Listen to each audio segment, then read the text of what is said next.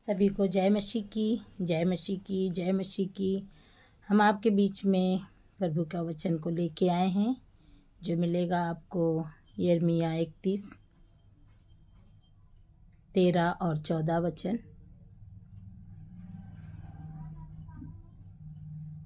इसमें लिखा हुआ है कि क्यों उस समय उनकी कुमारियां नाचती हुई हर्ष करेंगी और जवान और बूढ़े एक संग आनंद करेंगे। उस समय उनकी कुमारियां नाचती हुई हर्ष करेंगी और जवान और बूढ़े एक संग आनंद करेंगी, क्योंकि मैं उनके शोक को दूर करके उन्हें आनंदित करूँगा। क्योंकि उनके शोक को दूर करके मैं उन्हें आनंदित। परमेश्वर का वचन कहता है कि मैं तुम्हें हर एक शोक को दूर करके उन्हें आनंदित करूँगा। परमेश्वर का वचन ये कहता है कि मैं तुम्हारे शोक को, मैं तुम्हारे दुख को, मैं तुम्हारी चिंताओं को, मैं तुम्हारी परेशानियों को, बीमारियों को, तुम्हारे अंदर से, तुम्हारे घर से, तुम्हारे परिवार से, बच्चों के अंदर से सारी बीमारियों को दूर करूँगा, सारे बंधनों को तोड़ दूँगा, सारे श्रापों को तोड़ दूँगा, सारी बीमारियों से चंगाई दूँगा, जिससे परमेश्वर आपको ये सारी बीमारियां से चंगाई देगा। तब हम क्या होंगे? जब हमारा शरीर स्वस्थ रहेगा तब हम आनंदित होंगे और मगन होंगे, तब हम खुश रहेंगे, स्वस्थ रहेंगे, तब खुश रहेंगे। हमारा सबसे पहले कि हमें स्वस्थ रहना है। जब हम स्वस्थ रहेंगे तभी हम आनंदित रहेंगे, मगन रहेंगे। तो इसलिए प्रभु का वचन कहता है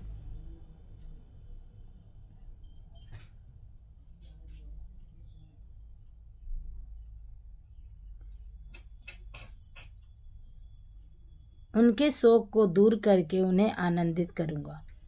उनके शोक को दूर करके, शोक मतलब उनके बीमारियों को दूर करके, उनकी परेशानियों को दूर करके, उनके दुख को दूर करके, उनकी चिंताओं को दूर करके मैं क्या करूँगा? उन्हें आनंदित करूँगा।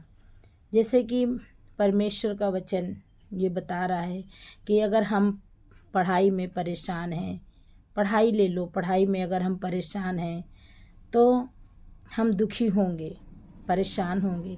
अगर हम मेहनत करेंगे पढ़ाई में, और जब हम मेहनत करेंगे तो जब हम पास होंगे, अच्छे नंबर से पास होंगे, तो हम क्या होंगे? आनंदित होंगे, खुश होंगे, हर्ष होंगे। हर्ष के साथ हम आनंदित होंगे। हम सभी से कहेंगे, खुशी होके कहेंगे कि देखो हम पास हो गए, देखो हमने टॉप किया है, देखो हम पास हो गए। तो वैसे ही अगर आप बीमारी में हैं, बहुत सालों से, बहुत महीनों से आप बीमार हैं, उसमें आप अगर परमेश्वर के पास आए और प्रभु ने आपको चंगाई दे दी, सब जगह पे आपने सारे डॉक्टरों को दिखा दिया, सारे वेदों को दिखा दिया, कहीं भी कुछ तुम्हें आराम नहीं मिला। जब आप प्रभु के भवन में आए, प्रभु से प्रार्थना की और आपके लिए प्रार्थना हुई, उपवास के साथ प्रार्थना हुई, तो आपको चंगाई मिली। जब आपको बीमारी से चंगाई मिली, शिफा मिली, तो आप पहले दुखी थे, परेशान थे। जब आप शरीर बीमारी चली गई, प्रार्थना करने से, दुआ करने से आपकी बीमारियां दूर हो गई, तो अब आप क्या होंगे? खुशी होंगे, आनंदित होंगे। उससे फिर आप दूसरों से बताएंगे, देखो मैंने इतने अस्पतालों में दवा कराया, इलाज कराया, मुझे कोई फ़ायदा नहीं हुआ।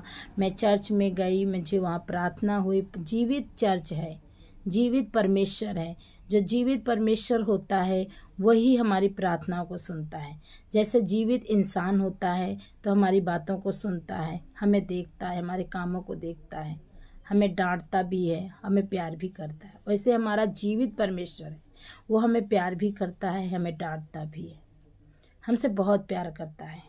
तो परमेश्वर कह रहे हैं, प्रभु का वचन यही बता रहा है कि जब हम शोक को दूर करके उन्हें आनंदित करूँगा, उनके शोक को दूर करूँगी। उनकी बीमारी को दूर कर दिया परमेश्वर ने, तो वो क्या हो गए? आनंदित हो गए, मगन हो गए। उसमें वो परेशान थे, बहुत परेशान थे, उन्हें दर्द हो रहा था, दर्द में थे, बीमारी में थे, परेशानी में थे, करहाते रहते थे, दिन रात रोते रहते थे, सोते नहीं थे, नींद नहीं आती थी, नींद की दवा खाने के बावजूद भी नींद नहीं आती थी। तब जब परमेश्वर उन्हें शांति देता है, आनंद देता है, चंगाई देता है, शिफा देता है, जब परमेश्वर से प्रार्थना करेंगे, प्रभु उसे छुएगा और वो चंगा हो जाएगा, तो परमेश्वर उसे शांति देंगे, उसे चंगाई देंगे, शिफा देंगे। तो वो क्या करेगा? आनंदित होगा। क्या है, जहाँ भी जाएगा वो यही कहेगा, मैंने इतना इलाज कराया, इतने डॉक्टरों को दिखाया, कुछ भी आराम नहीं हुआ हमारे जीवन में। और जैसे ही हम प्रभु के भवन में गए, परमेश्वर से हमने प्रार्थना की, हमारे लिए प्रार्थना हुई और हम चंगे हो गए, हम सही हो गए, हमें शिफा मिली, तो हम क्या हो गए? आनंदित हो गए, मगन हो गए। वैसे ही प्रभु का वचन, हर एक चीज़ में हम आनंदित और मगन, हमें परमेश्वर हर एक अगर हम चिंताओं में हैं तो उसमें भी परमेश्वर हमें आनंदित करेगा, हमारी चिंताओं को दूर करके हमें आनंदित करेगा। अगर हम बंधनों में हैं तो परमेश्वर हमारी सारी बंधनों को से छुटकारा देगा, उसमें हमें आनंदित करेगा। अगर हम कर्जों में हैं तो परमेश्वर में कर्जे से छुटकारा देगा और फिर हम आनंदित होंगे। जब हमारा कर्जा सब छूट जाएगा, कर्जा ख़त्म हो जाएगा, तब हम आनंदित और मगन होंगे। जब हमारे पास कर्जा होगा तो हम दुखी होंगे, परेशान होंगे। तो प्रभु का वचन यही कह रहा है कि शोक को दूर करके उन्हें आनंदित करूँगा, मैं उन्हें शांति दूंगा और दुख के बदले आनंद दूंगा। मैं उन्हें शांति दूंगा, क्योंकि शांति का राजकुमार है हमारा, राजाओं का राजा परमेश्वर प्रभु यीशु मसीह हमारे शांति के राजकुमार हैं। वे जब प्रभु आते हैं हमारे दिल में, आपके दिल में, तो वो हमें शांति देते हैं।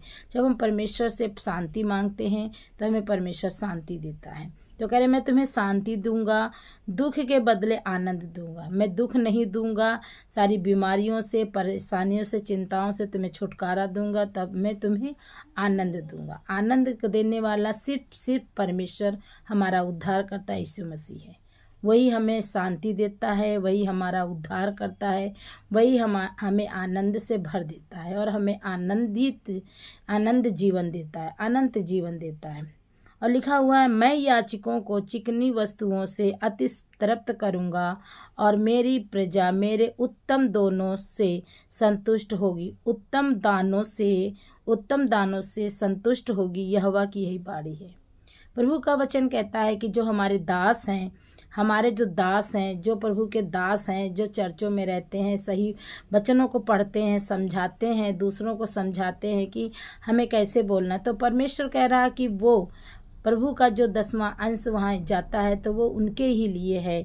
वो उनसे खाएंगे, चिकनी अच्छी वस्तुओं को परमेश्वर खिलाएगा, अच्छी वस्तुओं को परमेश्वर खिलाएगा। हमारे परमेश्वर कहता है, मैं अपने दासों को खिलाता हूँ, अपने विश्वासियों को खिलाता हूँ। परमेश्वर कहता है, प्रजा में उत्तम दानों में संतुष्ट होंगी। मैं उत्तम भोजन अपने दासों को, अपने विश्वासियों को, अपने बच्चों को मैं उत्तम चीज़ों से उन्हें तृप्त करूँगा। उत्तम चीज़ों से, अच्छी चीज़ों को से मैं उन्हें खिलाऊँगा। तो परमेश्वर के पास आएँ और प्रभु के वचनों को पढ़ें और प्रभु में आनंदित हो, मगन हो। प्रभु में ही हमें अनंत जीवन मिलेगा और कहीं नहीं मिलेगा। इस वचन के द्वारा परमेश्वर आप सभी को ब्लेस करे, आशीषित करे। God bless you all.